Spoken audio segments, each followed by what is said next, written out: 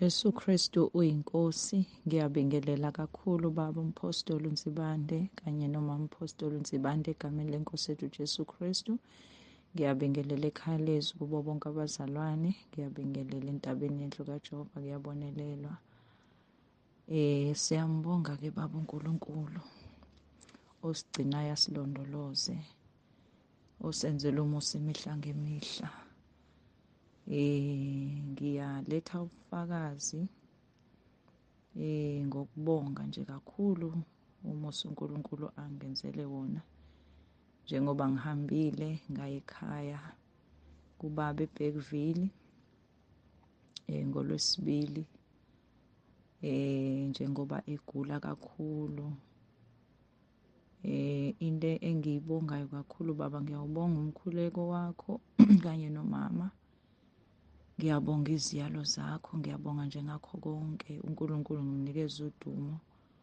Ubaba noma ngimfice egula kakhulu elele phandle, futhi uyambona ukuthi uselahlekelwe nayi ithemba lokuthi usazophila, kodwa nje ngithe uma ngifika wajabula, waba nokujabula ukungibona, wavuka impela sahlala saxoxa.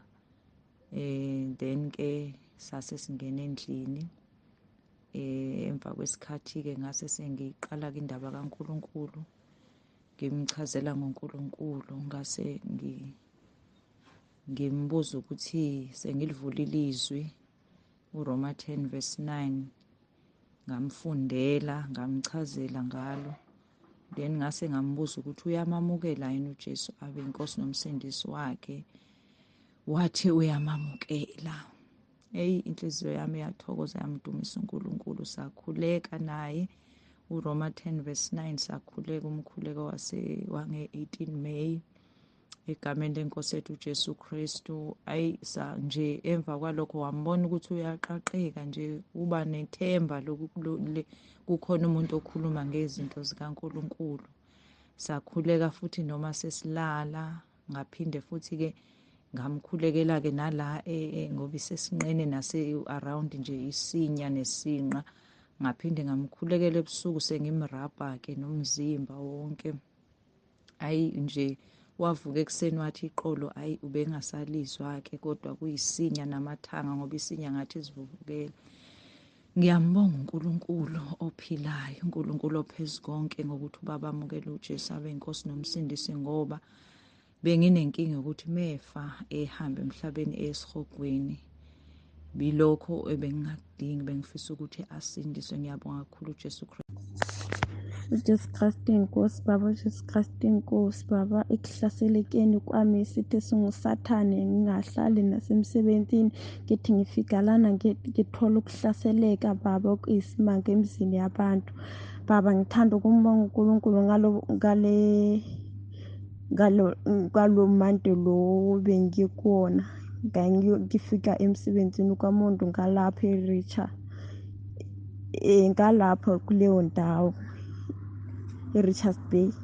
Ngalapho-ke Baba ngitholile umsebenzi, ngafika ngathi Monday ngoLwesibili Baba kwayenzeka isimanga empilweni yami.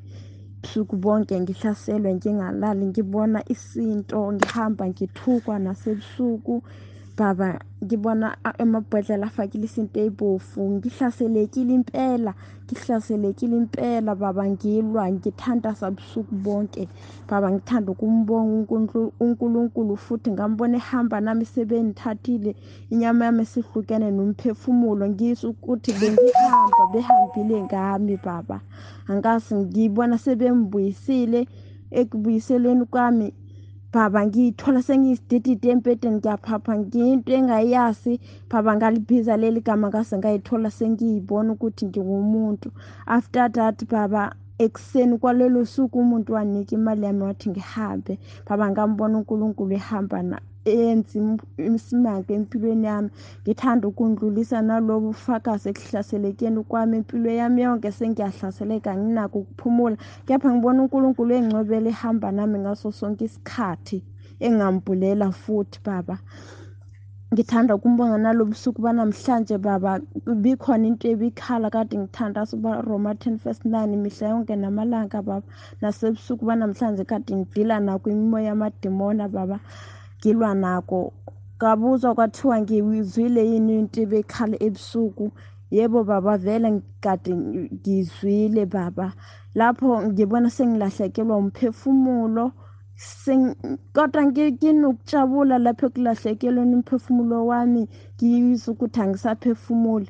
Nanku ngibona ngibheke emuva, ngibheke usisi wami baba, ulimi lwami selilengile kanjena, lilengile. Baba, angazi noma ngathi uJesu Kristu inkosi, ngabuyela futhi ngaphaphama, ngaphila. Baba, ngithanda ukumbonga uNkulunkulu, osifundisa ngayo nasekhaya lezwi ekuhlaselekeni kwami, ngibone ngingcobela, hamba nami ngaso sonke isikhathi baba, engathi angangisiza uNkulunkulu, ngime kuye ngingasuki. uJesu Kristu inkosi, ngiyabingelela kubaba, ngibingelele kuma, ngibingelele nabazalwane basekhaya lezwi entabeni yendlu kaJehova. Kuyabonelelwa. Siyambonga kakhulu uNkulunkulu baba. Ngifisa nje uqale ngifakaze ngenkonzo yange-Thursday, inkonzo yomama. La uMama Mtsibande khona akayikhuluma ngogogo akambona ku-YouTube, ekhuluma ngemali yasezulwini, ethi uyayazi imali yasezulwini. Yazi baba, ngacisho ngakusendela i-VN, ngicela ukuyishare lokhu lobo bufakazi bagogo engibona la ku-YouTube, ngithi ngizokudownloada. Akakuveza nje kakhulu baba into engangifisa ukuthi ngiyishere. Wathi ugogo, nganedane engaqeda ukubhabhadiswa, kwenzeka izimangaliso, kwenzeka izinto. Akayivezi-ke yokuvuma izono. Angazi-ke lapho-ke, kodwa nje waveza ukuthi nganedane ngaqeda ukubhabhadiswa, kwangqongqoza umuntu. Uthi lo muntu ngangamazi lo mama, wazongikhokhela imali, wathi imali yakhe ngikukweleta yona. Uthi wambheka ngenhla kwakhe, wambheka ngezansi, uthi akamazi ukuthi washone lapho, wavesane nje wanyamalala. Siphinde-ke ngizobonga iy'nkonzo-ke zangomgqibelo eHammersdale. Beziyi-powerful. Siyambonga kakhulu nje uNkulunkulu baba. Ukuba sekhaya lezwi kuyisibusiso nje impela, siyafunda okuningi.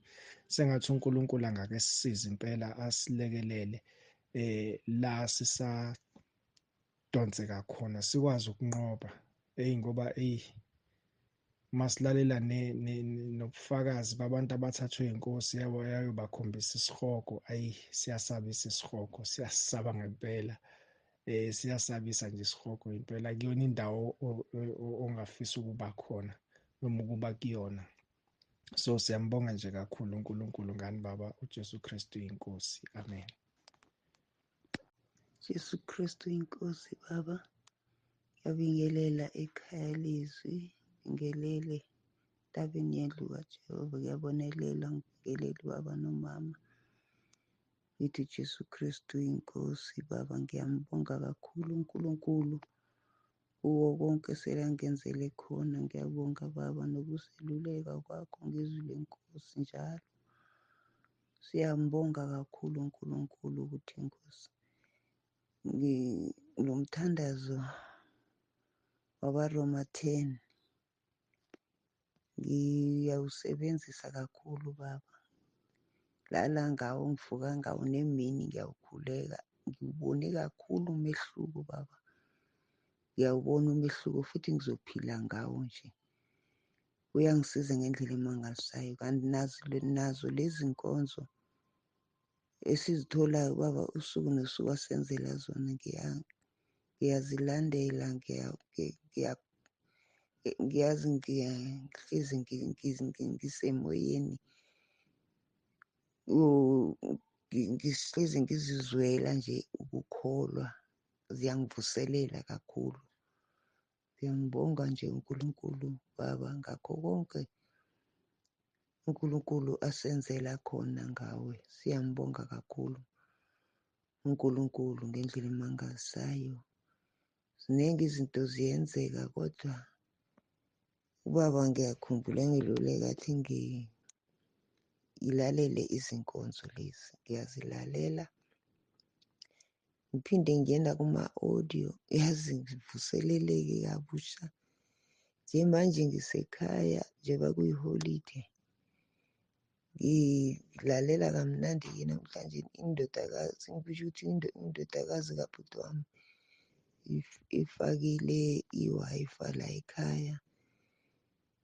Manje-ke isikhathi esiningi nje ngisale ngisemsebenzini sengizokuthi mhlawumbe angeke ngikwazi ukwenza ukukhuluma phakathi namalanga njenganamhlanje njengoba kuyiholide, and nge-weekend asingeni. Manje ngiyambonga uNkulunkulu ukuthi nala ekhaya i-Wi-Fi seyikhona. Ngiyambonga kakhulu uNkulunkulu, ngiyambonga. Ngizilalela kamnandi izinkonzo, manje sengizibukela kamnandi ku-YouTube. uNkulunkulu ngiyambonga ngendlela emangalisayo. Baba, ngithi uJesu Kristu uyinkosi. Amen.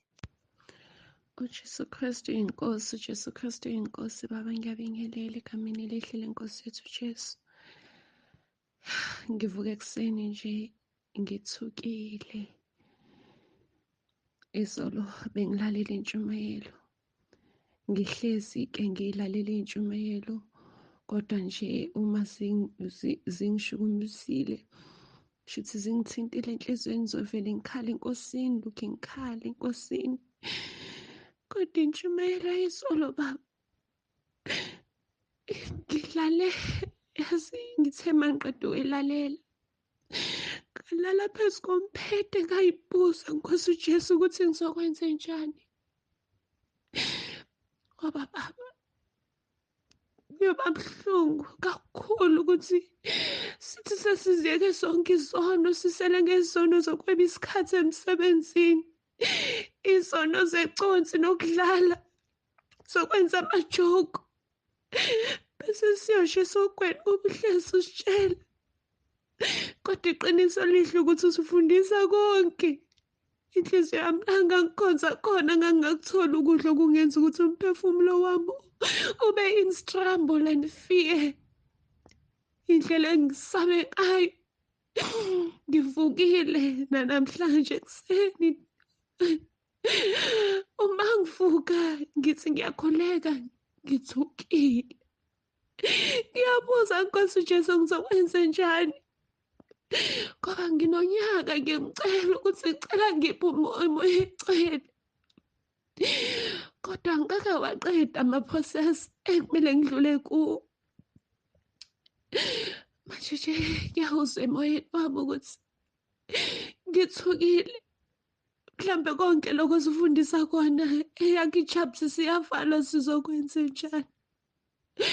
Uma singafuni ukulithatha iqiniso, siphenduke ngokupheleleyo, simnike uNkulunkulu iy'nhliziyo zethu, kuba siyolahlwa, siyosha esogwini,